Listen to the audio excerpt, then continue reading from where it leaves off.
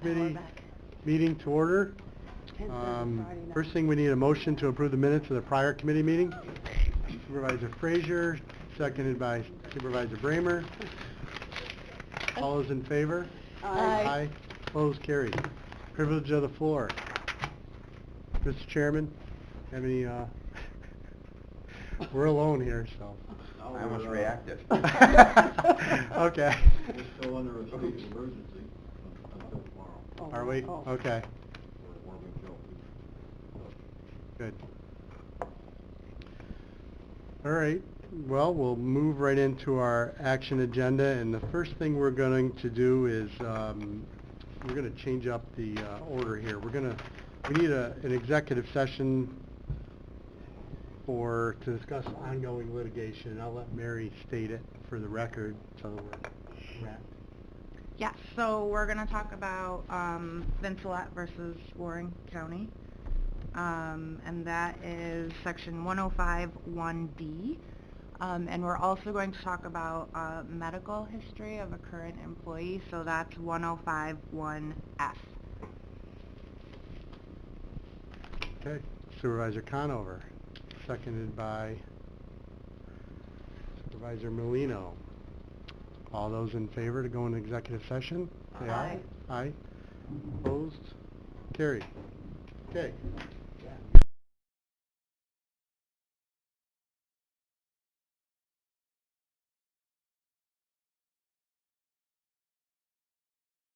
Executive session, and we're in open session. Now I'll turn it over to, is it going to be you, Ryan? It'll or- be me, yep. Okay. 1A, medical leave policy. We had an employee whose name and department we won't identify, but who had traveled in China and got sick while he was in China. Got out on the first opportunity he could because all of the travel was sort of shutting down, got on the first plane he could when he felt up to it. I went to Hudson Headwaters when he got back early last week. They brought him to the hospital. They were monitoring him for the coronavirus. He was on the CDC list for getting tested for that disease, and he was quarantined at home on the advice of the CDC and our public health department for the remainder of last week. The test came back negative, thankfully, doesn't have it.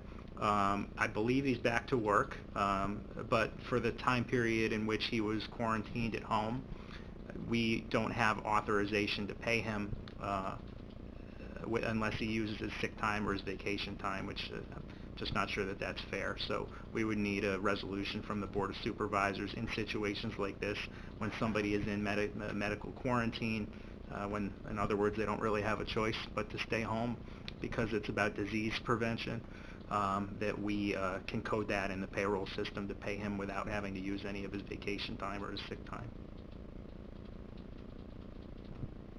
Okay. Someone want to move it to get it on the floor? Moved by Supervisor McDevitt, seconded by Supervisor Merlino. Discussion? Supervisor Sieber? Sorry, I know I'm not on the committee, but will you be identifying or looking at a policy then to amend the county so that in instances like this moving forward, there we can develop a policy that would address it? So that's what we're asking for. The policy or for this individual person? No, for this scenario going forward, this individual as well as other scenarios that are exactly like it going forward when it's a question of disease prevention and someone's quarantined. So does that need to be two separate resolutions, or no? You're saying approve the pay for this particular individual, and then also create a policy that will apply in the future, and that Right. can all be done in one? Right. It's essentially creating a code in the payroll system where we can, rather than code a day out of work as a vacation day or as a sick day, we'll code it as a medical quarantine. Right, I understand the coding, I'm just asking, does that policy need to be created and implemented? No.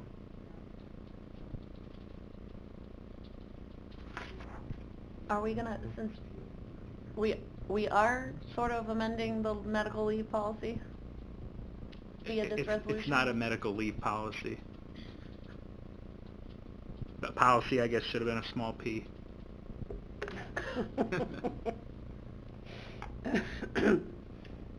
So we're just gonna say this in any scenario regardless of number of days? I mean, what about, like, don't we have short-term disability type things? Or how many sick days do people get? I really am not, I guess I'm clueless as to what our policies are.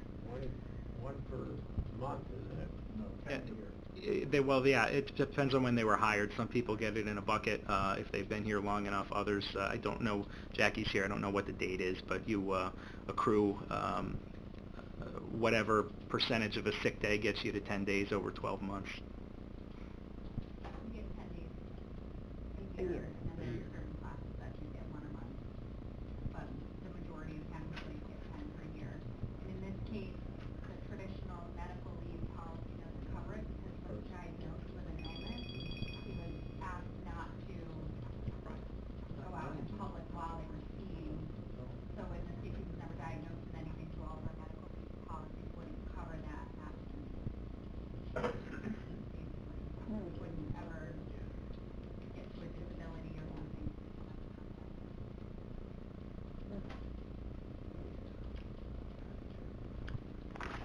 Supervisor Conover. I mean, I think in matters like this, you want to be absolutely safe and prudent. The person may be able to work, but because of where he's coming from and big public health issues, you ask him to stay home until he's tested. I think that we should want that for our community, and we should want that for the employee as well. That we want to make sure that every precaution is taken. It sounds like a reasonable approach to me. Okay, we ready for the question, or is So there more are we discussion? amending the medical leave policies that she talked about so that there will be a diagnosis code as this, or what are we doing? This is an action to allow the treasurer to pay the payroll check. Wow, come on. If we have do we have policies in HR related to medical leave?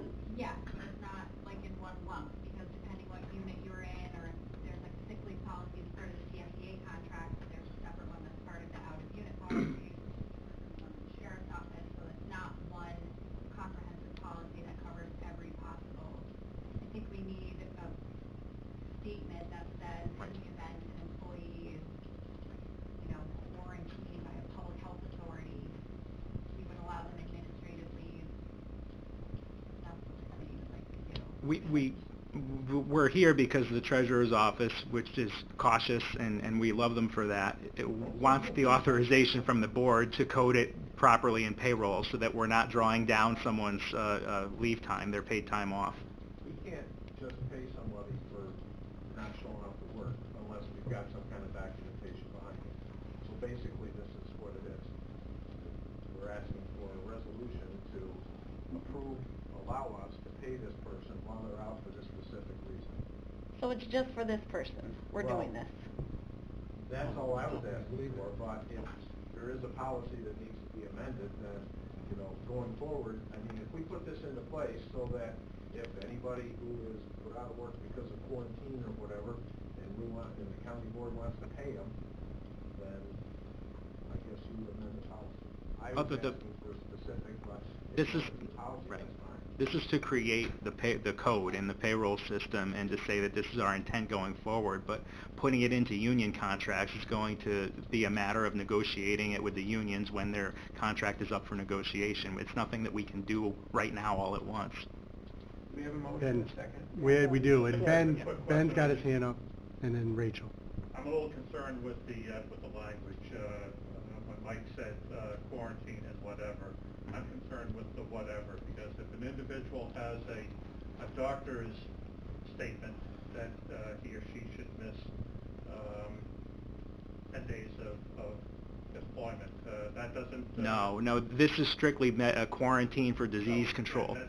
That language has to be very clear. It's quarantine for disease control. Why don't we add... Why is Rachel, that? hold on, Rachel was next. Rachel. Sorry.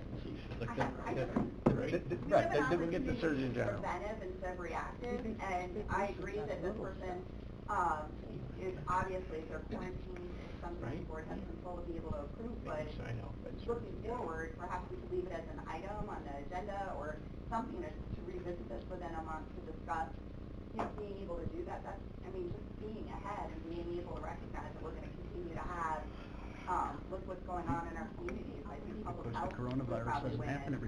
Exactly. We've never had this before. No, but we haven't also had all the issues that, you know, they've never had this coronavirus. I mean, we're continuing to see issues with quarantine, you know, that are hitting home in our communities. Are we not going to pay this employee for the month That's we're... not what I'm saying, Ryan, I'm saying we should. I'm just saying let's look and be preventative. But we can't pay them unless we have this code in the payroll system. That's what we're asking for. Separate the two issues, handle this issue, but leave it on an agenda to look at a policy revision. Can we call the question, please? Yes, I agree. Okay. What are we making the motion on? We're creating We've a got code. hold on. We've got a motion and we have a second. Okay. We had discussion. Everybody needs to have their say, and I'm going to call the question now. All those in favor, say aye. Aye. Opposed? I'm opposed, I don't know exactly what we're voting on, thank you. Creating a code. in Voting to order pay this man. employee. I asked before the vote, no one would tell me so. I'm voting no. Maybe I'll vote yes at the board meeting. Okay. Yeah, I think it should be stated, though, that I think, Ryan, that I think that, based on what I'm hearing, that all of the involved and affected departments acted quickly and directly and, I think, reasonably, and it should all be, I mean, on a very unique, Oh, that's... a very unique situation. I think all involved in this, I think, did exactly the right thing. Absolutely. To protect the public health. Absolutely. And the bigger question is not this individual employee. It's all of the folks that work in this building, okay, that we're taking proactive preventive measures to protect the health of human beings and families that work in this building. That's the big picture. So kudos to everybody that acted so decisively on this. Supervisor Bramer. That's great, so let's document what they did that was so great and put that in writing so that everyone knows going forward, oh, if we have someone who's quarantined, don't even question it, keep them home. They're gonna get paid. However many days, maybe we put I don't know. Thank you. Okay, for the good of the order, we need to start raising our hands when we want to speak. I So didn't we're not. recognize I know. it. I'm just saying, over this discussion, it's getting a little loosey. Thank you. Okay. If it's okay with the chair, we'll postpone 1B until the end. We already took care of 2. Number 3, the Public Works Committee designated a negotiating team to work with Revolution Rail so that they can run for this summer season on Warren County-owned tracks. We had that discussion on, was it Thursday or Friday, Claudia? Was it Friday? Friday. Friday. The negotiating team was Supervisor Merlino, Supervisor Leggett, Supervisor Bramer, and Supervisor Hogan. Because of the weather, it ended up being Claudia and Andrea, Mary, Kevin Hay-Joseph, and myself, and Rob and Mike from Revolution Rail. And we're bringing this to personnel out of a concern for time. With Revolution Rail, if they're going to go forward and do this contract, needs to make some investments in additional rail bikes, and they requested, if at all possible, if we could get this in front of the Board of Supervisors for the February meeting. I talked to Chairman Conover of Public Works, and he was okay with bringing it to this committee. So here are if I could, I'll just go through the major points of the negotiation and when we get to the fee proposal, Revolution Rail requested that we discuss the fee proposal in executive session, and then we come out with this committee's recommendation on what the fee ought to be. So the duration of this agreement would be execution through the end of this year, December 31st, 2020, with 4 renewal periods of 1 year each upon agreement of both parties. The regular season for the the rail bike operation is going to be defined as May 1st through November 15th. Our understanding of the regular season is that if there are other uses that do not interfere with the rail bikes, such as hikers, bicycles, that there will be permission for those activities to occur during the regular season. Outside of the regular season, we have snowmobile clubs that work on the line to get it ready for them. And if Revolution Rail desired to run their rail bikes outside of the regular season, they can only do that with the permission of the county. so that we make sure that they're not interfering with activities that would occur on those lines outside of that regular season. The location, they're proposing to operate in two areas. They've been historically operating in North Creek north into Hamilton County. They'd like to come south now. They won't go any further south than just north of the Riparius station, and that'll avoid them having to make any dangerous crossings over highways. The second location would be centered around Stony Creek. They may go south to Hadley, they may go north to Thurman. They're requesting permission for that stretch, and we said you could have that permission as long as the operation is approved by both our County Public Works Department and the New York State Department of Transportation. So they would operate on that second stretch only with those approvals in place, just to make sure that it's safe and everybody that needs to be consulted is consulted. Additional lease premises would be the North Creek buildings, 3 buildings in North Creek, the ticket office, which Revolution Rail currently leases, the office building, and the engine house, as well as the Thurman station. Revolution Rail would pay all utilities year-round while this contract is in effect, and they may not make any permanent alterations to the real property. They can't paint it, they can't, do anything to the physical structure. The county is going to be responsible for repairing washouts that exist on the portions of the line that Revolution Rail wants to use. It's our infrastructure. We have 75% FEMA reimbursement for that, as well as the state will split the local 25% with us. The county is also going to remove obstructions, and it'll work on that same reimbursement scale in terms of trees that have fallen during the storms.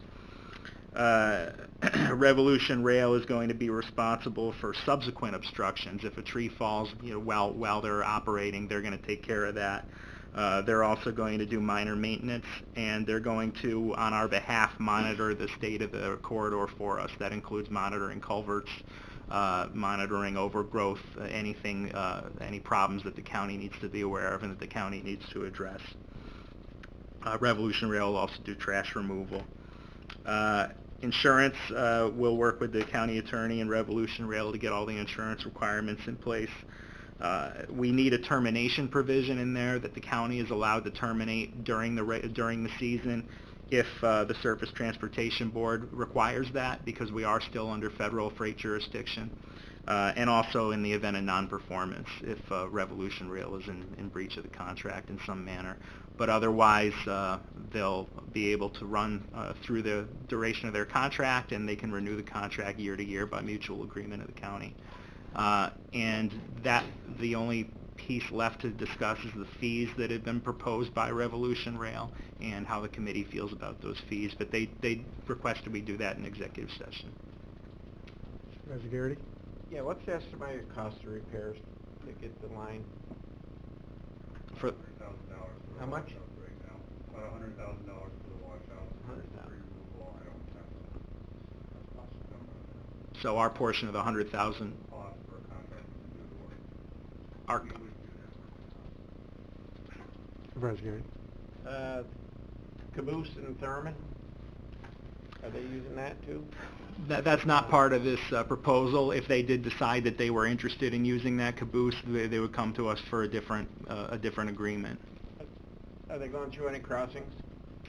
Up in the North Creek portion, no, because they're going to stop before they get to, there's a major crossing just north of Riparius. They'll stop before they get there. And that's why we have the provision built in for the Stony Creek portion where DPW and DOT would have to pre-approve anything to make sure that they're not doing any crossings that are dangerous. Gene? Just, I have a copy, so I agree. I missed the meeting, I got a tree fall in front of us at 9 and blocked my town, we couldn't get out. Anyway, can we add the Hadley Luzerne station in case they decide to go down there, so we don't have to go back and get permission? Yeah, the mile markers that they're requesting are from the Hadley station all the way up to the Thurman station. You only said, you said Thurman and North Creek. We didn't. Oh, no, the Stony Creek portion would be from Hadley up to Thurman. All right, then it is, all right, that's good. Thanks. Claudia? Are they not also leasing the Stony Creek platform? I don't think that they discussed that. Am I recollecting that wrong? I have it written down that they wanted to use it. You do? Okay. I Kevin? must have missed that. Kevin? They did want to possibly use the platform, but they're not sure where they're going to run run out of, whether they're gonna run out of the thermal station or whether they're gonna run out of 1,000-acre ranch or 23 ranch, whatever it may be called today. But as far as Hadley Station, they did not want to use the station itself. They did want to run down to Hadley, but they did not want to use Hadley Station. Well, we should not, maybe not to say that, but there's bathrooms in there and people that wanna park there and take off, you know, it should be allowed, we can take care of opening and closing as we do now. Peter had a question. I didn't quite understand the $100,000. So the county's gonna spend $100,000 to get something on my, did I misunderstand? It's from the Halloween storm. Right. Okay, Kevin? so this is not These a are special additional. No, these are okay. washouts from the Halloween storm. We're not 100% positive that FEMA going to reimburse us for that. If they do, it'd be 75%, 12.5% would come from New York State. The issue being is FEMA wanted to see if we were insured on the tracks. We just got word from a letter actually I received on Friday from NYMER, our past insurance company, that they are not insuring that. Okay, thank you. Ron? So all future washouts, other than minor maintenance, would be the owner responsibility. Our responsibility, as I understand it, Ryan? Yes. Okay. And, Can you are we repeat that? liable Hold for on. any washout that affects their business activity? In other words, what I'm saying is that we should not be responsible or liable for any situation that develops, not only the Surface Transportation Board, any natural condition that results in any interruption in their business activity, where they can then come back on us and say, well, in other words, I'm okay, I think, for 1 year. I'm okay with that because there's a lot of things yet to develop here and information that we have. And so if they're ready to go and our line's ready to go, I guess I don't see a problem with it. However, I do want to include a requirement that at the end of the season I want an independent audited statement of the business activity, because we're going to want that for future decision-making relative to the line. And I think that having that, not just a report, I think that they're going to have for tax purposes, audited statements, and we're going to want those audited statements going forward. So, with that being said, you know, subject to final negotiations on the money, I'm okay with 1 year. Kevin? Yeah. So, right now, we're gonna repair the tracks, and then we're gonna lease the tracks to them. Who's responsible for the maintenance of the tracks during their season? As Brian said, from minor maintenance, minor tree fallings, things like that, they'll maintain that. For anything major, I mean, if there's another Halloween storm, they're not gonna. Okay, what about, but I mean, like the brush and weed control and all that, who's? That's the minor that's gonna be on that. That's minor? Brush and weed control, sure. Okay. And spraying and all that? They don't spray. They don't, no. In the sections that they're operating on. Correct. Not outside of their operation. They're gonna take care of that. Just in the sections that they're operating. Supervisor Diamond? Thank you, Mr. Chairman. What's the timeline before this goes to the full board for approval? It would go for 2 Fridays from now. When will you have a draft copy of the contract available for our review prior to that vote?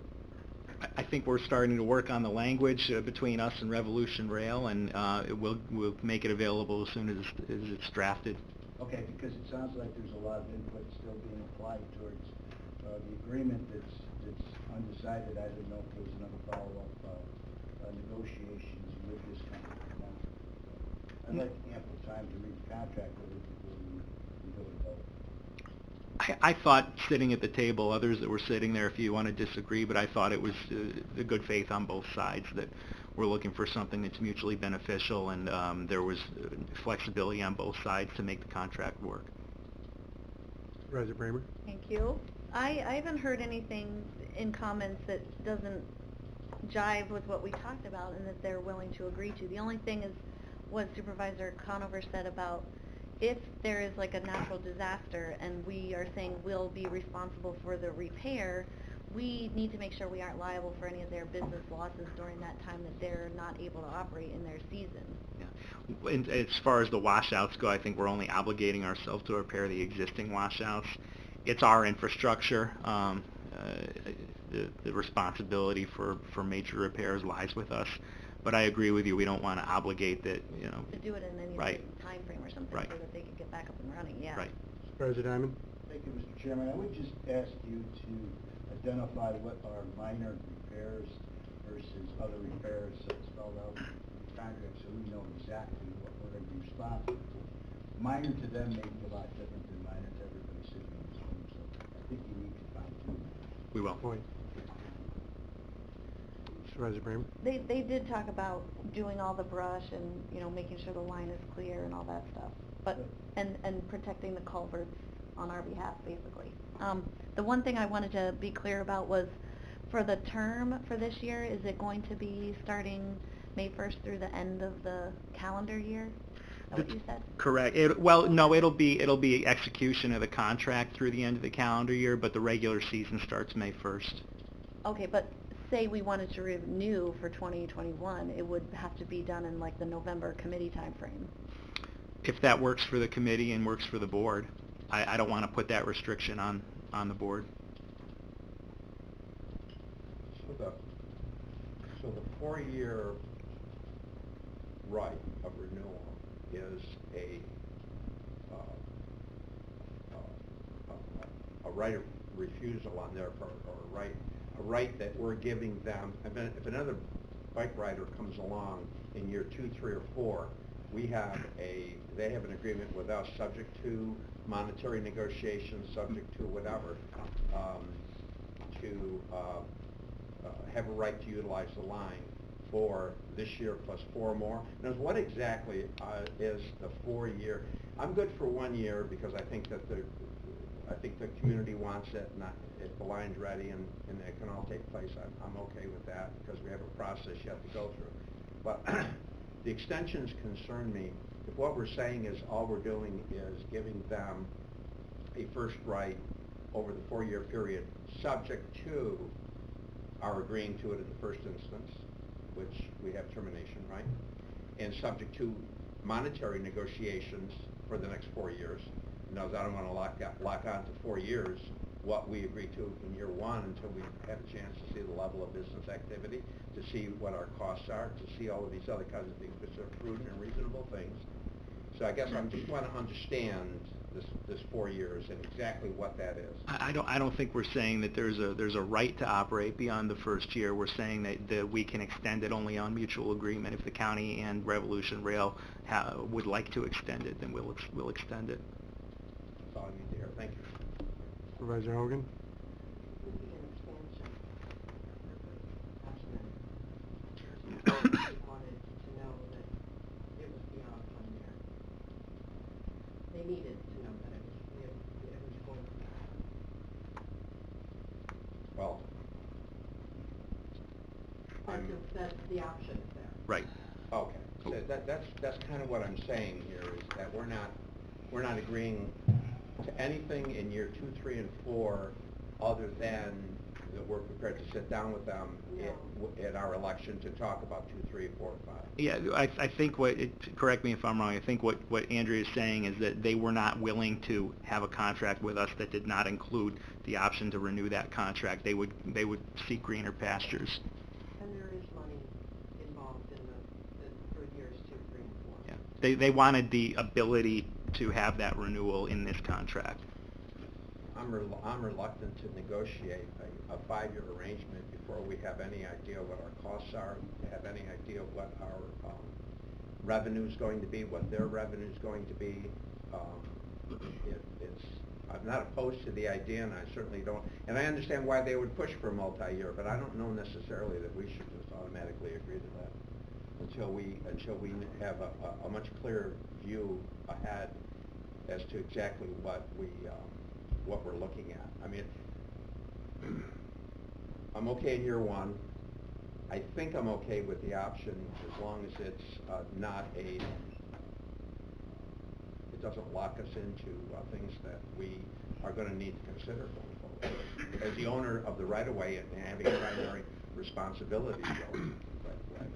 So if it's kind of a right of first refusal kind of option, that I don't have a problem with. So they know that we're going to sit down with them to talk about years 2, 3, and 4, and 5 as a right. Not that we have to agree to it, but to agree now to a long-term arrangement before we have any idea exactly what we're walking into here, I think is just unwise. The discussion we had on Friday spoke to this. We said if we don't know where the corridor is going long-term, and if there's a conflict in year 2, 3, 4, 5 with having rail bikes on it, we can't lock ourselves into that. In their perfect world, they would like us to be locked in, but we said that we can't do that. Right. See, you just went to the heart of my concern, but maybe some of this on the monetary side has to wait for executive session. I don't want to go too far with this right now. Supervisor Hogan, Merlino, and then Bramer. It's not an unknown entity, though. They've been operating for a couple of years. We've seen what they can do. We've seen what benefit they bring to the community. We don't exactly have an abundance of people lining up to start businesses that run out of Thurman, Stony Creek, and Johnsburg. So you guys really need to kind of back off a little bit. Sorry, I shouldn't say that. You know, take that into consideration. Are we asking these same questions about the future of the Cool Arena? You know, we're giving them how many hundreds of thousands in OPEX? These guys aren't even asking for OPEX. They're just asking to operate on the line. Supervisor Merlino. Hogan kind of said it the way I wanted to say it, but the only other point I want to make, this is not a train. This doesn't need a destination from A to go to B. They're split up. So if you had another washout, they're not even near it. And these things can be moved from one section to another, so it won't stop their business. So you've got to keep that in mind too. You know, it's not that we have to have the track ready to be like a train runs over it. These are little bicycles, basically, hooked together. They pick them up and carry them off the track. So if you had another washout someplace on the road, I don't think we have to worry that we're going to lose business.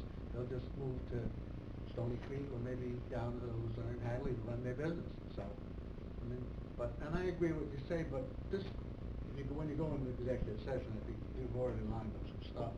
I don't have a problem with 1 year. It's just that when we start going out multiple years, you know, I think we're flying blind, and I think that we're involved in a process here. So as long as we have complete flexibility going forward, I'm good with that. But if we're going to put ourselves in a position here of a cost position or any other type of position on this, see that goes to what I'm saying. If we can terminate within what provisions? 60 days? We'll set a number of days for. We can terminate without cause within 60. No. Termination is regulatory or non-compliance. Once we commit to them that they can run for the season, they're going to run for the season. Yeah. Oh, for the season, Yeah. right. But what I'm saying is, in terms of the multi-year, if we have the ability at our own election to terminate it, then it's not a. It's not to renew it. It wouldn't be a termination. Right. So I think in our language here and in our concerns, I think what I'm trying to do is to completely understand what we have going forward. And what it seems to me what we have going forward is we have the ability to terminate without cause for any reason that the board chooses. Supervisor Merlino. To not renew. Right, to not renew. To not renew. Right. So the 4-year, now I'm going to go to it again, so that effectively what the 4-year is a right of first refusal? You see what I'm saying? No, it's a 1-year contract with renewal options, but we don't have to execute those renewals if we don't want to. All right. Good. I mean, I'm not arguing with the gentleman here, but you're looking too far. This company's going to have to put out 25 to 50,000 to get the equipment they need to stretch out this. It's not going, if they were gonna stay in the one spot that they are now, I agree with you, 1,000,000%. But you gotta give them a little option to invest. It's like any other business. You've gotta help them invest in here, and then you're not gonna say, well, the second year, we didn't like it, we're gonna throw you off the tracks. You gotta give us, and the option is here. It's a negotiation after the first year. If they did something wrong, it doesn't work, maybe after the first year, they're gonna say, it didn't work for us, we gotta leave. So I don't wanna, maybe give at least 3 years, but you gotta give a company that's gonna start up something, some hope for the future in advertising and put equipment on the tracks. I mean, I don't understand I don't think we're that tight into it, because I think we do have the option. If we meet them in November, December, we had problems, they had problems, we'll negotiate it and work on for the second year. But you gotta give them that option, that we're gonna be able to give them a couple of years. Claudia, Kevin, and Edna. Thank you. I mean, I'm going to echo what you guys have said about the business opportunity in these parts of our county that don't get a lot. So I think that we need to support the opportunity that they have. And to your point, Ron, about planning, I mean, we have hit pause on our abandonment proceeding, and we are doing absolutely nothing to plan for the corridor as far as being a multi-use trail. So why not let them use it until we really get going? Because in all practicality, it might be 5 years till we Yeah, actually have a plan in place. The point of my At this stage. inquiry was simply to try to understand exactly what that option is. It's not, it was nothing but that. Ryan, you said one thing, and that satisfied me on my understanding of what that option is. Andrea, you said something else that sounded as if it was not that. And so all I'm trying to understand is if we have an agreement, because that's what this is, if we have an agreement that can be terminated without cause at any time in terms of the options, or not renew for any cause at any time, then I'm good with that. But if that's not the case, if it says, no, we're tying into 5 years, whether we like it or not, then I have a problem with that. I have a problem with that, because that's a commitment that a taxpayer commitment that I'm not sure I'm prepared to make at this point, given the information that I have. And one piece of that information, going forward, I would think would be that we would want to know the level of business activity. We would want to know that things are as they should be. It's no different than what we would do for the airport. It's no different than what we would do for anything else. And so it's not a question of my wanting to be argumentative about the activity, or to say that you're wrong in terms of wanting the activity, or to say that it's not a benefit. It's simply to have a complete understanding in my mind as to exactly what that option is. Now, if my understanding of that option is incorrect, then somebody needs to say, no, you're missing this point, Ron. And that point is that we are committing to 5 years, and we can't terminate the agreement without cause for any reason whatsoever. That's one type of option, is it not? Now, if that's not the case, if we can terminate it, then the 4-year option sounds to me more like a right of first refusal should we agree to want to continue. Then we don't have to deal with anyone else. Yeah, there's a big difference. I wouldn't even call it a right of first refusal. I think that's too strong. We'll commit to them having a contract for this season. If we need to terminate it for federal regulatory reasons or for noncompliance, we can terminate it. And then when we get to the end of the season, we take a look at whether we want to give them the ability to run for a second season. And if we don't, we don't. Well, then that's what I thought you originally said, and I'm good with that. And I'm good with that. Supervisor Gary. Having sat through many discussions in this room where people nitpick everything we've tried to do over the last 10 years, I went with Supervisor Diamond. I mean, when I can read it, I'll understand it better. Verbalizing it sometimes doesn't do it for me. But I've been on the receiving end of having question after question peppered at me about things we've done for the last 10 years here, so I think our questions are valid. I don't think we're trying to take business away from any one community on the rail line. I take offense to what Andrea said about that, because I don't think we're trying to do that, but I also agree with Supervisor Diamond. Let us read it. And then when we can read it, we can make a discussion on it. But, geez, you know, if the shoe's on the other foot, and you've done something, well, all we want to do is see what it says and ask a few questions. So, you know, don't get too excited about it, guys, because for 10 years I've sat on the other side of this thing. Supervisor So Frazier? let us read it.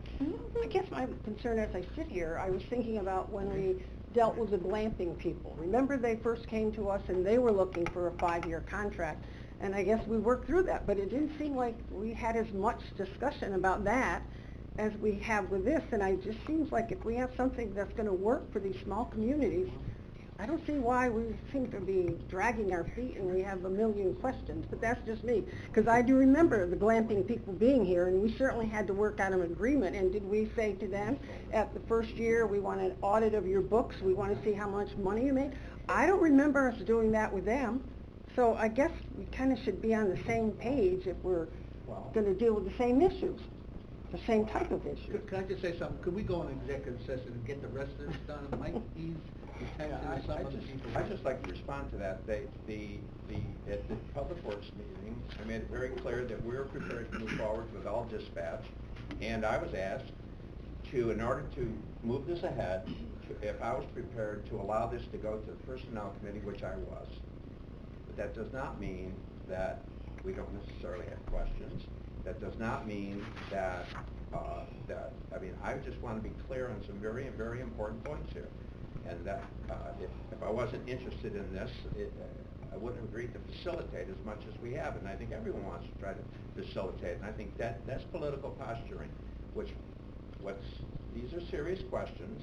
Some of them, they deal with the business of the right-of-way, and they need to be answered. And I think, although a number of people have chimed in, I think your answer, Ryan, I'm comfortable with that answer if that's what in fact the option is. That was certainly the tenor of the conversation on Friday. Okay, good. So I would hope that if anyone in the room disagrees with your reflection of what that is, then they should take argument with it now, not to try to reinvent what that option language is. Hold on 1 second. Andrea, do you want to say anything before we go into executive session? I wholeheartedly agree that everybody should have a copy of the contract. The reason for pushing this along, though, is so that they can get things moving. They need to start to advertise. That's why there's a push to bring it to February. Because they felt that March was going to seriously handicap their ability to run this business successfully.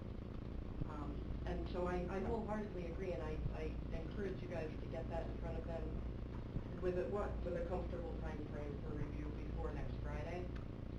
But the second point I wanted to make is to something you said, Ron. We're on the hook for this infrastructure anyway. Yeah. The taxpayers, we own it. We gotta already know maintain what the it. cost It's ours. is. We can't just, we're not, hopefully, not gonna sit here and just let it rot out from underneath us. So when we're talking about repairs, we're in it anyway. Well, again, but I mean, you know, Sorry, They're going back and forth, I know. I mean, I could say something, you know, pretty cruel right now relative to that position, but I think that in terms of doing this by the numbers, we've all agreed to try to expedite this. Suggesting otherwise right now, I think, is the fact, not borne by the facts. Immediately created a committee. We immediately met and immediately brought it to the first available major committee that we have. Those are the facts. But to suggest that any questions and concerns that we might have while discussing this is other than concerns and questions, I think is not a good thing. It's not a good thing. Okay, the county attorney wants to. I just want to make a technical point. I can't draft a contract without terms. So we need to decide on some of the terms, and then I would be happy to give you guys a contract to Supervisor review. Bramer. I think that we can do a better job communicating. This is a systemic problem. We did get a very lengthy email from Ryan to the committee, and maybe something like this, when we're trying to rush it a little bit, it should go out to the full board so everyone can see that, they can ask Ryan questions. I would like to make a motion to go into executive so we can finalize the terms. Motion. Second by Supervisor Merlino. All those in favor of going into executive session to discuss negotiation terms? I would just Is that say what- Use of real the property. financial history of a particular company or the lease of county property. Okay with that, Don? Let's call Travis. I just wondered if you're okay with that. Okay. Okay, all those in favor? Aye. Aye. We're in executive session. I will be right back.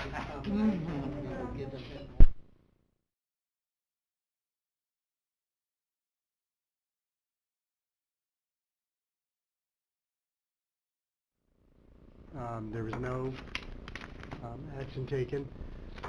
I make a motion that we enter into a license agreement for 1 year term to be January 1 to December 31st of this year. Okay, do we have a second? And then I'll ask Ryan to lay out the particulars. Supervisor Conover? Okay, Ryan? Okay. The license agreement, the renewal options are still options by mutual agreement. We'll renew. We will do that before the end of the year, end of the calendar year, and we will need to see a ridership report from Revolution Rail as part of that conversation. The fee structure would be $30,000 for year one, which is 2020, and no less than $35,000 for year two, no less than $40,000 for years 3, 4, and 5. Okay, we good with that? And all of the terms we previously discussed. Call the question. All those in favor? Aye. Opposed? Carried. Okay, anything further? Yeah, we have We have interviews. Oh my God. Okay. Are they out there? Yeah, they've been there. Oh, my God. We're going to need a motion to go into executive session to conduct interviews for the, Personal, the appointment. the appointment. Causes leading to the appointment of particular individuals. Thank you. I made that motion.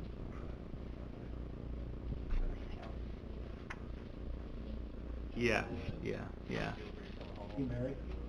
They had a child that works in China and went to see the child. Yeah. Okay, we have a motion by Supervisor Bramer, seconded by Supervisor Frazier. Yeah. All those in favor? Yeah. Aye. Opposed? Carried. Yeah, we're happy about that.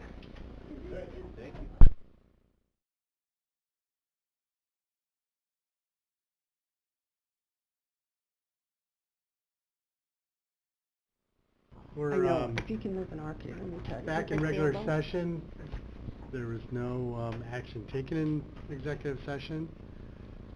But I would, I will make a motion to fill the Weights and Measures Director position with Jeff Goodell. Waddell.